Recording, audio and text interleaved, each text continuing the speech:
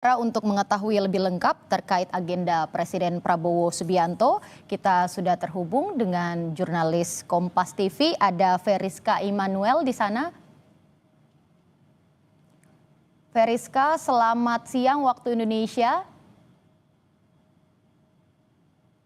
Ya, selamat pagi waktu Rusia.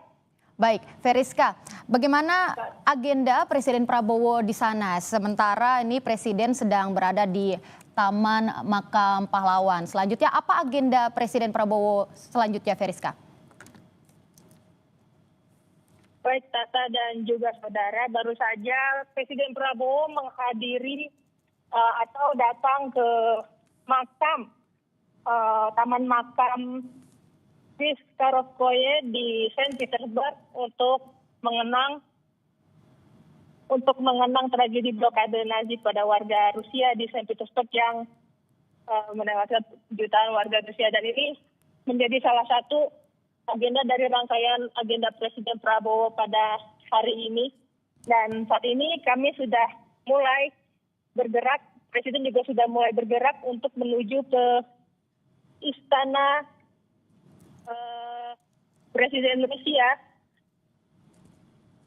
di mana tadi Presiden Prabowo didampingi oleh beberapa menteri seperti Menteri Luar Negeri Sugiono, Menko Pangan Zulkifli Hasan, Menteri Pertahanan Afri Samsudin, dan juga ada Sekretaris Kabinet Teddy Indra Wijaya. Selanjutnya agenda akan dilanjutkan dengan pertemuan bilateral bersama Presiden Putin. Presiden Prabowo akan berdialog sejumlah isu dan akan diakhiri dengan jamuan makan siang di Istana Konstantin atau Konstantinovsky Saint Petersburg pada hari ini. Baik. Lalu kemudian di esok hari Kepala negara akan dijadwalkan menjadi salah satu pembicara di Saint Petersburg International Economic Forum. Tata. Baik, Feriska, apakah Presiden Prabowo nanti akan melakukan konferensi pers terkait agendanya hari ini atau langsung meninggalkan lokasi?